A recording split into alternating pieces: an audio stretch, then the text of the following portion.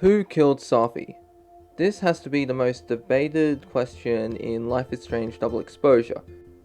For me, I want to know everything about Chloe and when and where she'll appear in the game, but this video is about Safi. So in this video, I'm going to be discussing who I think the murderer is, and ruling out a list of suspects that I don't believe is responsible. Now this is just a theory video, I have no proof, this is just theories, speculations. And as for the killer, I will be working off the premise that it is a single person. Just one killer, there wasn't a second person helping the killer, just one single individual.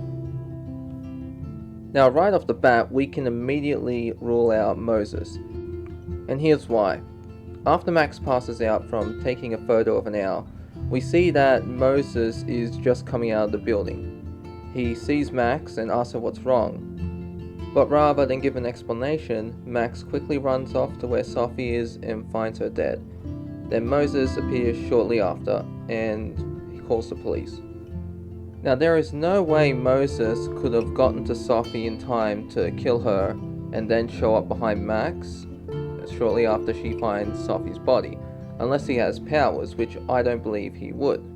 Now the second reason is that it's stated that the two are best friends. So I don't see what gain Moses can get from killing Safi.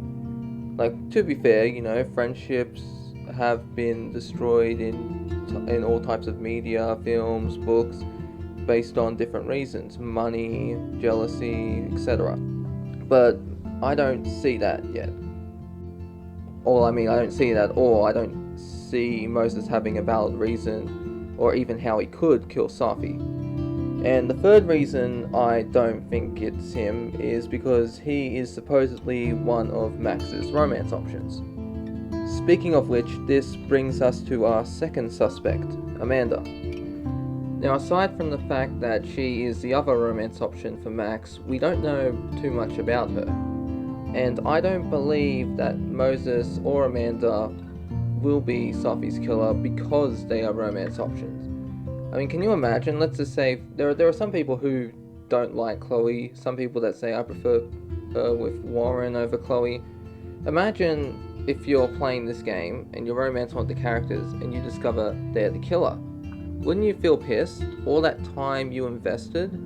It'd be like, no, if you go to replay the game, you're like, okay, I know you're the killer, I want nothing to do with you, you avoid them like the plague when necessary, right?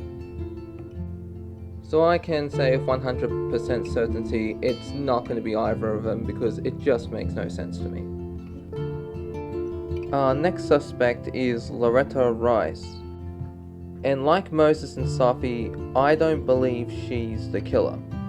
I think she might be a bit of a minor antagonist, as we see here, which I made a theory video of, that she may or may not be blackmailing Max for information on Safi's death.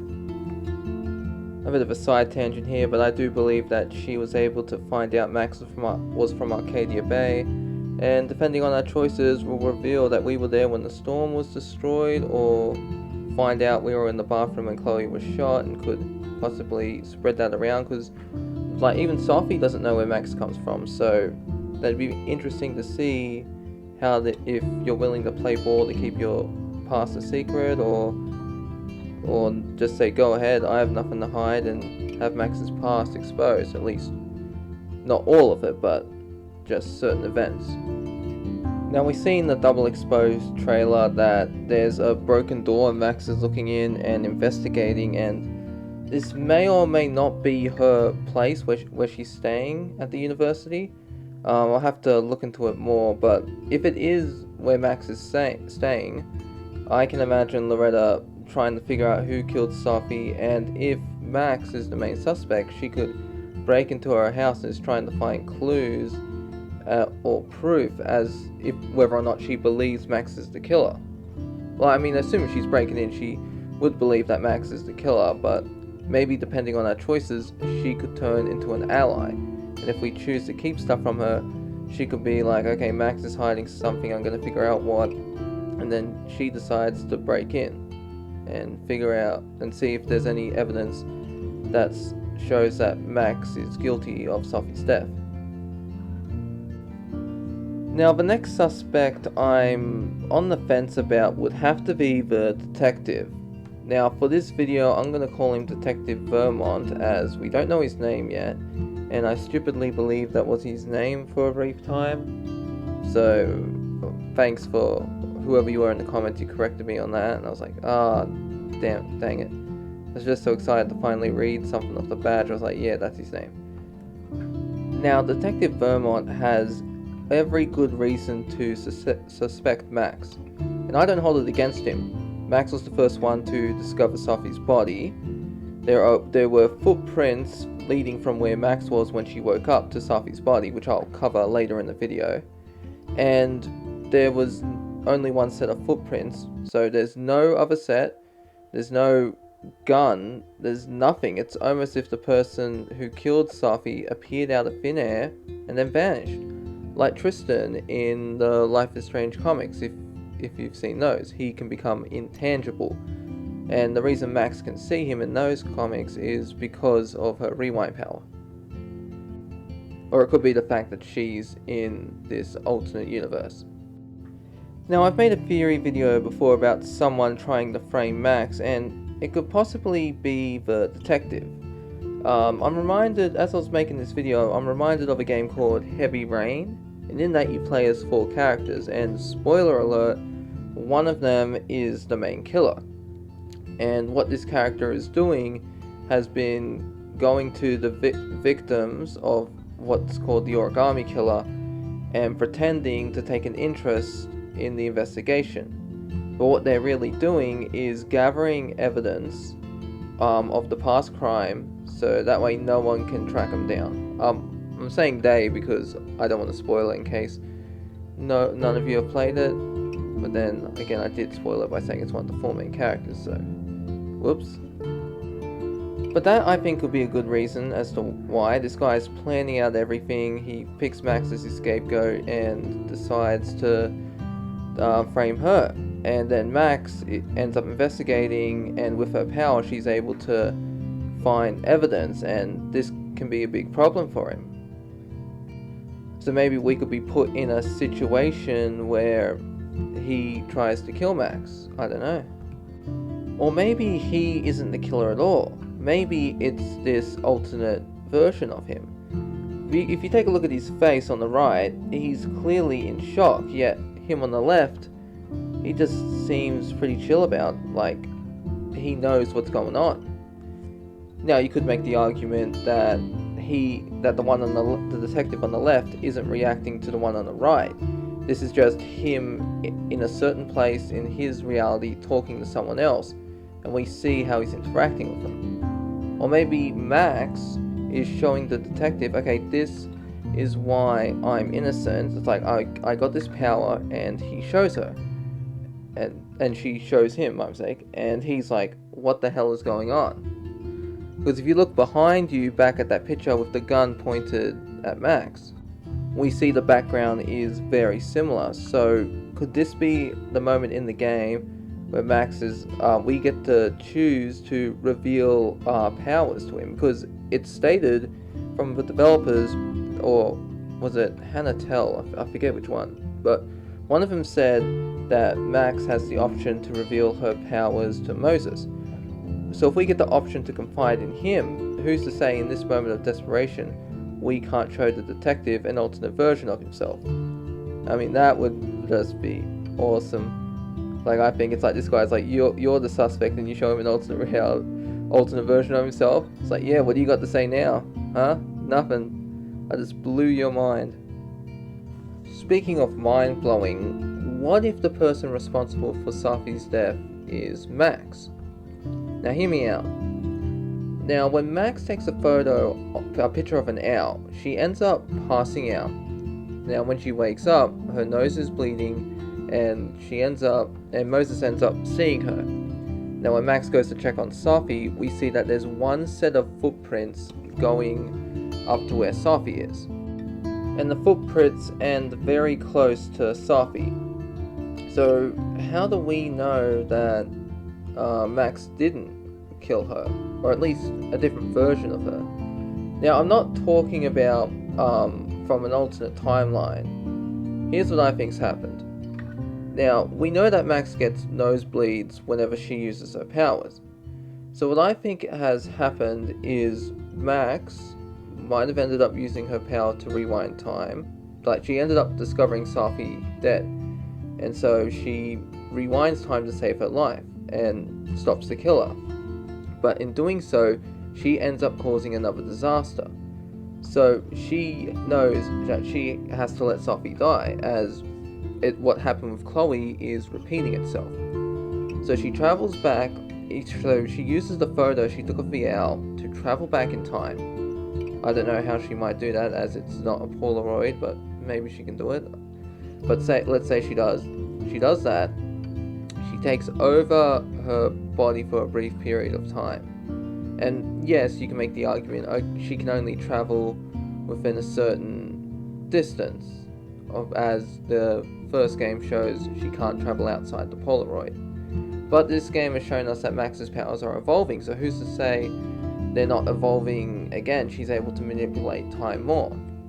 So she ends up going up to where Safi is, has to kill Safi to prevent this disaster from happening, then slowly makes her way back and just lies in the snow and goes back to the present timeline. And then Max, as we see her now, she wakes up, no recollection of what's happening, because she never does when she hops into her body from the past. And she ends up finding Safi dead, and so she creates another reality and makes possibly the same or even a more worse disaster. Like, if you see here, it's right now, this scene where Max takes a picture of an owl, it's deliberately not showing us Safi's footprints. We just see Max take a picture of an owl, and then she passes out. Then she wakes up and she sees the footprints. Now you can argue, okay, that sounds ridiculous, it's crazy. But it's not as crazy as the next suspect who could be responsible for Safi's death. Now, this next suspect is actually a character that has been featured in Life is Strange. And it is a bit of a stretch, but hear me out. I think this next suspect could be Mark Jefferson. For starters, depending on our ending, he is alive. He'll be in the dark room if we choose to sacrifice Arcadia Bay, and he gets arrested by David and 2 other police officers. And if we sacrifice Chloe, then Nathan spills the beans about the dark room, and Jefferson will be arrested. Now, when you finally get Safi to spill the beans on what she's keeping secret, she explains how she met a publisher and her work can be published. Now, could this be Jefferson she talks to on the phone? We don't know that for sure. There's no concrete evidence. But there is one thing that could imply that it's him, and that is the owl Max takes a picture of. You see, Life is Strange has heavy symbolism when it comes to certain animals and creatures. In Life is Strange 1, the blue butterfly is meant to represent Chloe, the squirrels are meant to represent Samuel, and that translucent doe, which for a time I thought was Rachel Amber's spirit, is supposedly meant to represent Max. But I like the idea of it being Rachel Amber's spirit. Life is Strange 2 does this with Sean and Daniel, when after you finish the first episode, we get a previously on Life is Strange 2, but it's told through the story Sean is making about Wolf Brothers, which is applying to them. Now, in Life is Strange 1, we end up seeing an owl 2 times in the game, and it's in episode 4, and the places we see it is a bit telling, at least for me, that this could be Jefferson. Now, the first place we see an owl is at the Prescott barn, which Max can take a photo of. And we know what's underneath the barn, the dark room. And this owl will appear again in the junkyard towards the very end of episode 4. This is right before Max gets drugged and Chloe dies. Now, whether or not it is Mark Jefferson is up for you to decide. Now, I don't think it will be, but I think it'd be a holy shit type moment if it turns out it was him. but I do want to know what you all think in the comments below. Now, the next one I've actually heard, it's a bit ridiculous, but apparently the killer of Safi was herself. At least the variant of her that's alive. Now, this makes no sense to me, as what reason could she have to kill an alternate version of herself? I don't know, but that's just one of the theories out there. I think it's ridiculous. I do not believe that at all. But then again, we do see Safi talking on the phone after we hear the gunshot, so could it be her? Or maybe this is Max just shifting back and forth between realities, as I mentioned in a previous video before. Now, there are other suspects, of course. There are a few other characters like Safi's mother, Lucas, but we don't really know much about them or what motives they could have for killing Safi. So for now, until we get more information, I'm just going to leave this video as these are the people that may or may not be suspects.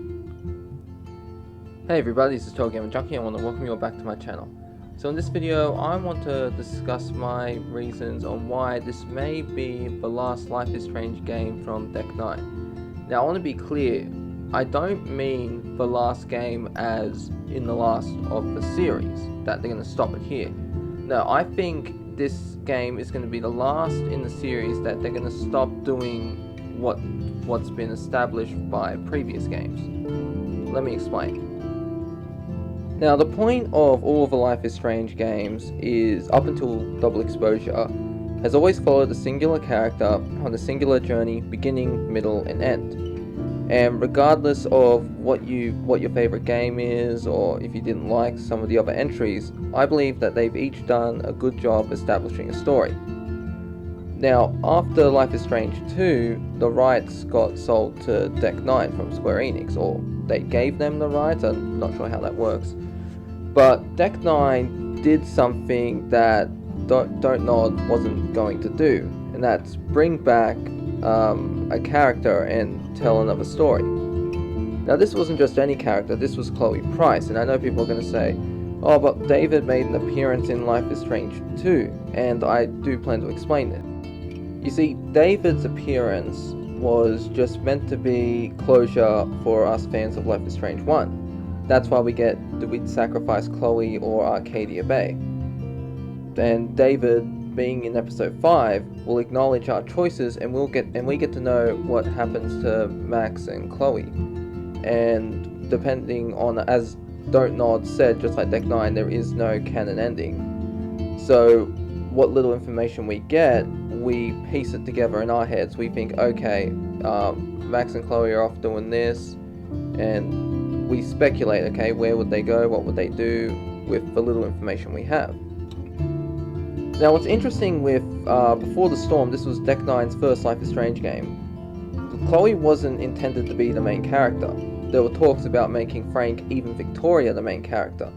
But in the end, Deck 9 settled on Chloe. And I'll admit, Before the Storm is good, I do like it, but it's hard sometimes to play it when you know certain inconsistencies with the game. But ultimately, it's a good game, and I quite enjoy the farewell episode they gave us. And this is where Deck 9 was changing up the rules now that they had the publishing rights for Life is Strange. Not only did we get to play as Chloe, one of the main, the second main character from Life is Strange 1, I'd argue, because she's, well, not main, but most important character in Life is Strange. We also got to play as Max again, which was titled the farewell episode, or as I call it now, the bonus episode, as we get to play as Max in Double Exposure again. I don't really see fit to call the bonus episode the farewell episode. Now, as the bonus DLC was just DLC, it was farewell, it was kind of like a love letter to us fans who love Max and Chloe. I don't see that as breaking the trend of a different protagonist in each game, because it's like Before the Storm, it's a prequel story and a love letter to the fans, so I don't consider it at all breaking that rule. Then we get to True Colors, and True Colors does another interesting thing. It brings back Steph from Before the Storm, and puts her in, it makes her one of the romance options for Alex.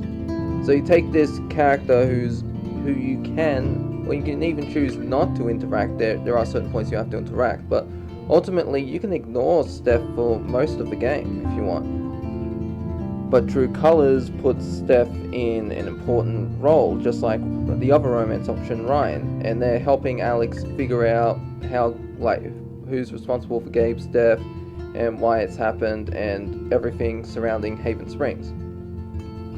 And now Deck 9 is giving us double exposure, where they have us play as Max again, which is very surprising to me, and this is why I think that the formula of what Deck 9 is going to do is going to change. They seem to be bringing back characters from the games they've worked on and giving them bigger roles. Steph, for example, well, to be fair, they didn't create Max and Chloe, but you know, they brought back Max and Chloe for the farewell episode. We see Mikey make a return in the Wavelengths DLC. And so it's got me wondering, could this be the new path forward for Deck 9's Life is Strange? Could it be that they're going to be bringing back existing characters in the universe and making them either the main protagonists or have a story with these characters playing an important part in it? As I mentioned before, Victoria was considered one of the protagonists for Before the Storm. Who's to say that we don't get a game where we play as her, or even a choice to romance her in said game? We know that depending on the ending, she survives the storm. It's her, Jefferson, David, Officer Barry, and there's one more officer, I forget his name. 5 of them survived the storm because they were in Jefferson's bunker. Now, if you've ever seen me play Life is Strange, you know I put shit on David and then I put shit on Victoria. But I do think they're interesting characters, especially when you delve deep into their characters, the reasons why they are the way they are.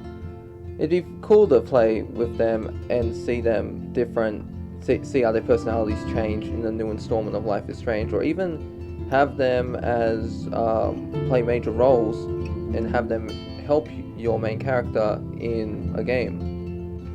Hell, you could even go so far as to make them romance options in the game, which, I don't know, that seems pretty far-fetched to me. I mean, with David, you'd have to play like an older character in their 30s, I think, to even have a shot at David. But with Victoria, I do think that'd be interesting, that you could talk with her and she could call back to the events of what happened in the game. Or even, what's interesting enough, if you play as Victoria and Max gets brought up, you could say what your relationship was with her. For example, if you chose to sacrifice Arcadia Bay, you could say, oh, I hated Max, or Max was alright. It's like, and just delve deeper, and we learn about, depending on what the ending you get, how it affected her in the games. Because it's only in the sacrifice Arcadia Bay ending does Victoria end up in the dark room, and it'd be interesting to hear from her perspective what it was like down there. Or maybe Deck 9 could even bring Mikey back and have us play as him.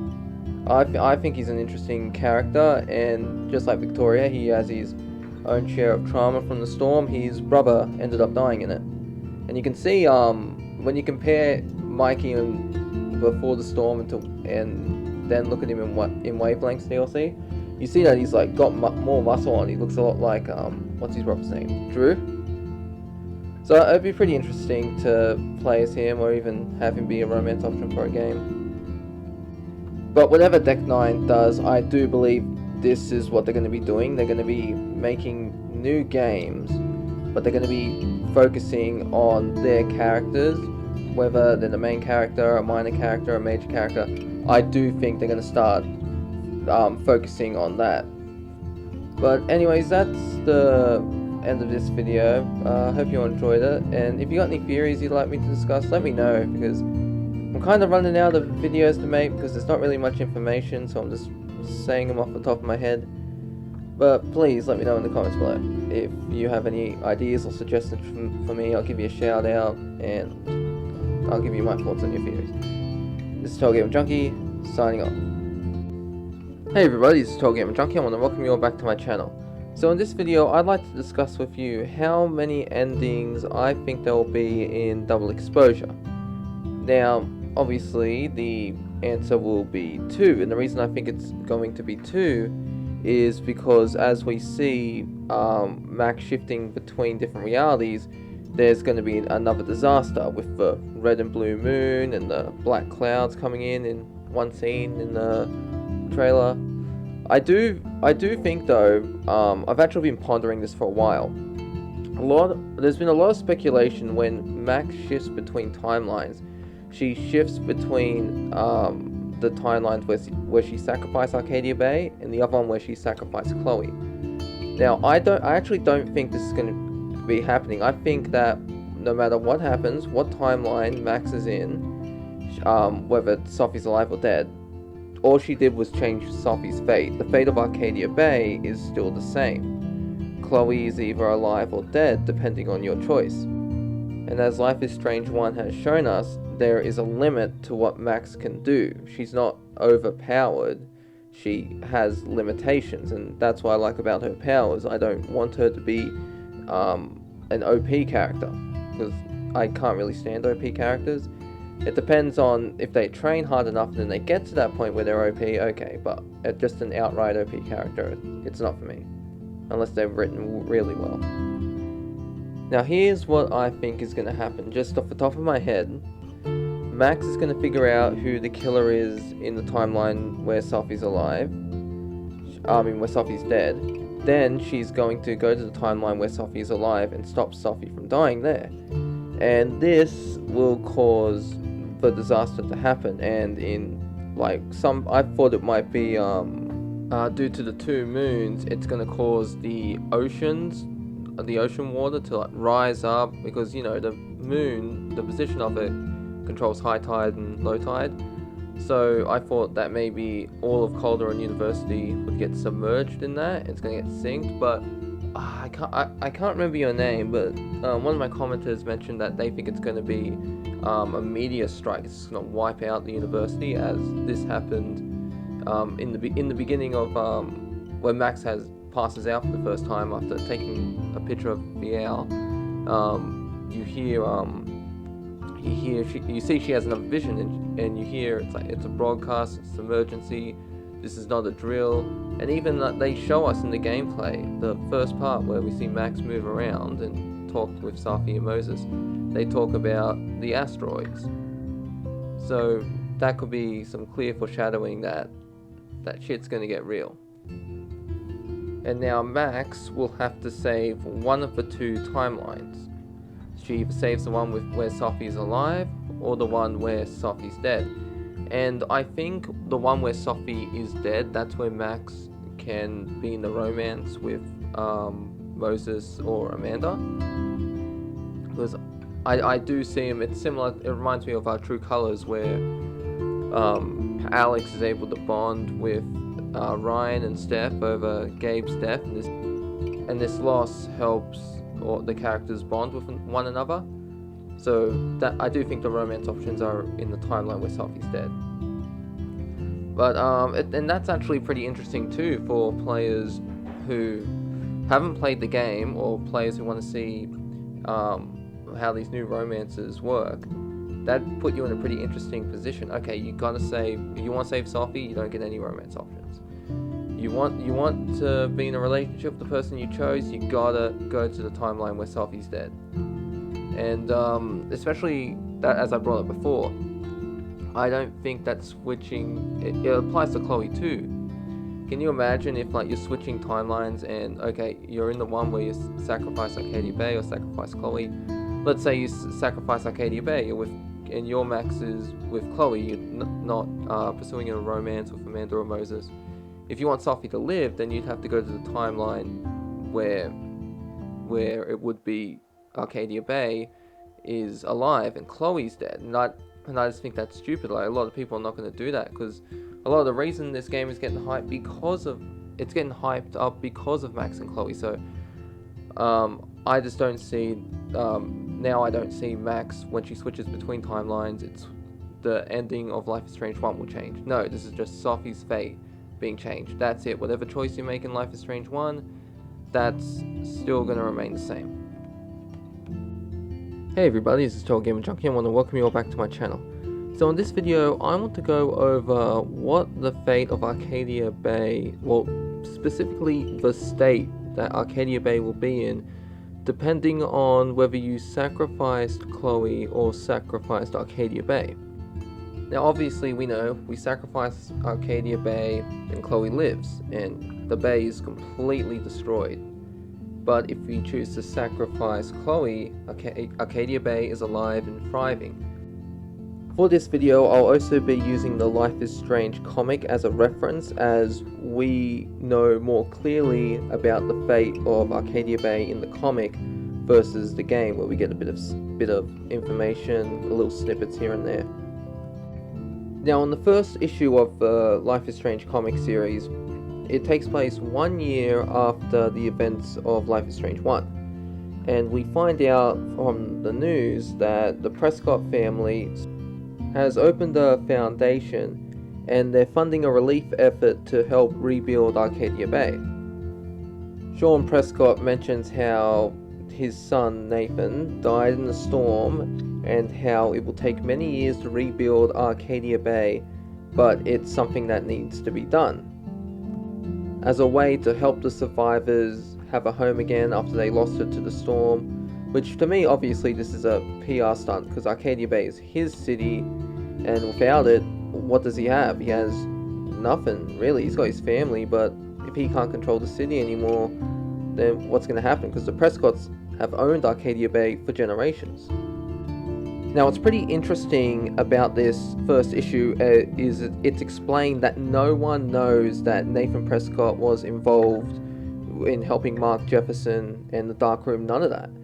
Apparently he died in the storm. And I don't think in the game universe that he gets off scot-free. I don't think Sean Prescott can bury it. When Mark Jefferson has Max captured and is taking photos, he explains to her that the entire bunker is under 24/7 surveillance.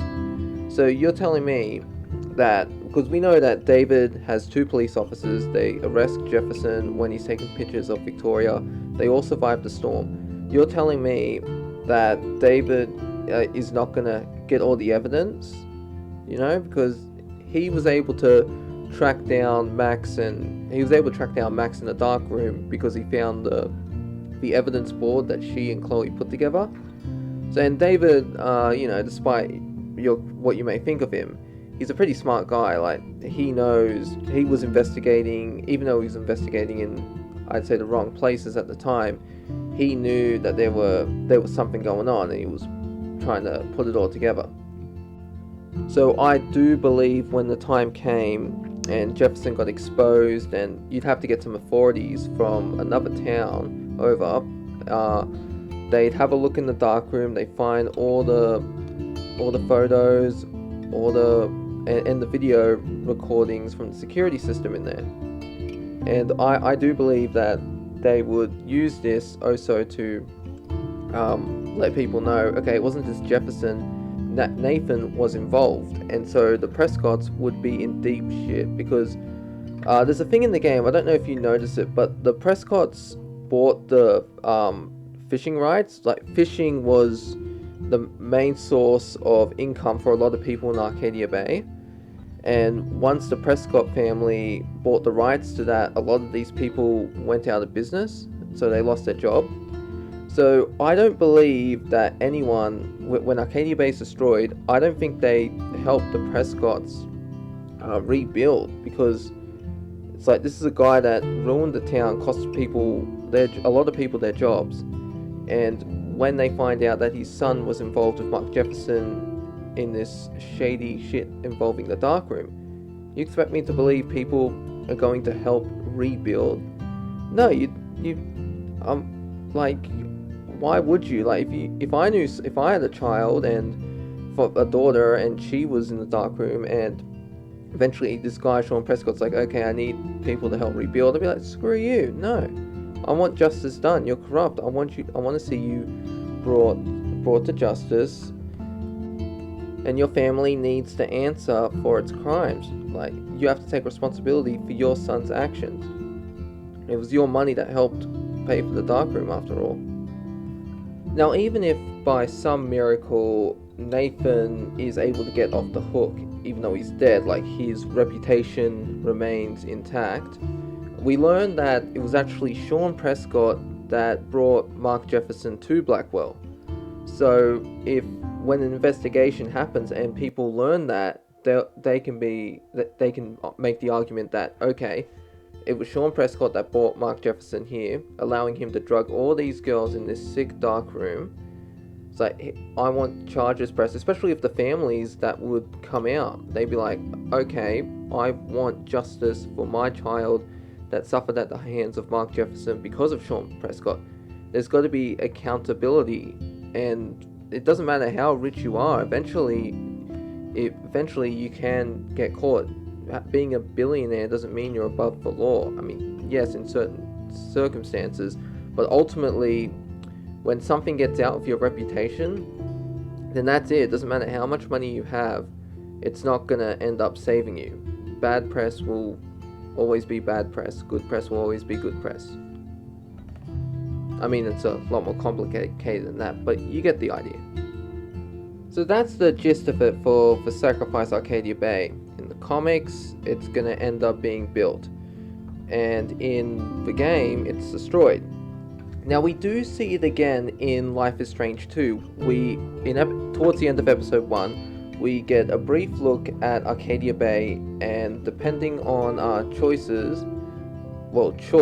I should say, Arcadia Bay, if you sacrifice Chloe, you'll see that the town will be lit up and the lighthouse is rotating and its light is going off. If it is sacrificed, however, the town will appear to be abandoned and the lighthouse will still be destroyed. And if Arcadia Bay is destroyed, you'll see that there is a plaque that's a memorial to the city and the people that lost their lives, or it will just be a description of the town. You're like, welcome to Arcadia Bay, this is what the town's about, like a brief summary of it. Now, what happens if we instead decide to sacrifice Chloe and save Arcadia Bay? Well, we know that immediately David will arrest Nathan. Chloe's dead. Nathan will end up testifying against Mark Jefferson. He'll get arrested. And then we get that this scene where all of the memories and the time that Chloe and Max spent together, that's slowly erased. And that song, like, I'll admit, the first time I played the game, I cried. It was a sad ending, but now it doesn't really get to me. It makes me a bit misty-eyed, but nah, I power on through it. But for starters, we know that once Nathan is arrested and he talks about Jefferson, the news media will likely be all over it, and the Prescott's reputation, like Nathan specifically, will be the most tarnished. And as Principal Wells says, this causes the police to investigate Sean Prescott. I mean, if his son was doing this stuff with a teacher that Sean Prescott brought to Blackwell, then what else could Sean Prescott be hiding? Which is ironic, as mentioned by Principal Wells. He's actually innocent. Despite all the dirty shit that he's done, like the Prescotts have done, we may never know what other stuff they've been involved with. In this instant, Sean Prescott is innocent. So their reputation is pretty much tarnished at this point, and it wouldn't surprise me if people decided to fight back against the Prescott family, and they would be like, we don't want this person in our town. All the victims of the dark room, their families would want reparations. They want justice done for what happened to their daughters. And I have to imagine that the people doing business with the Prescotts, they'd pull out immediately, because why would you want to be associated with a man whose son was responsible for this horrible shit? You wouldn't. Like, you'd want to get out of there. You want to put your own reputation. It's like, especially, I assume we know the Prescotts are loaded, so I assume they would have influential friends or even just business partners. You telling me that they would stick with the Prescotts after what they learned? No. If I was in their position, I'd be like, okay, we got to get ahead of this. I'm canceling any and all business that I have with the Prescotts. I'm gonna make a statement to the media saying I don't condone the actions. I'm done. Okay, just sever ties with them completely. And I truly believe that this course of action will cause the Prescotts to lose their control over Arcadia Bay, and people will be free of their corruption and influence. Now, until Double Exposure comes out, we have no idea what the fate of Arcadia Bay is. We know that in Life is Strange 2, if you choose to sacrifice Arcadia Bay, if you choose to sacrifice Chloe, we learn from David after overhearing his phone call with Joyce that the Prescott's lawyers are trying to get Nathan out of jail. We don't know how they're going to do it, but it's clear that it's not working. Nathan's fate is sealed, but can you imagine if he ended up escaping? Well, maybe it's him. Maybe he's the antagonist in Double Exposure. Maybe he's the one coming after Max. I don't know. Maybe did he kill Safi? All questions to be answered when the game comes out. So that's really all I wanted to talk about in this video. I do hope you all enjoyed it, and I'll see you in the next one. This is TotalGamerJunkie, signing off.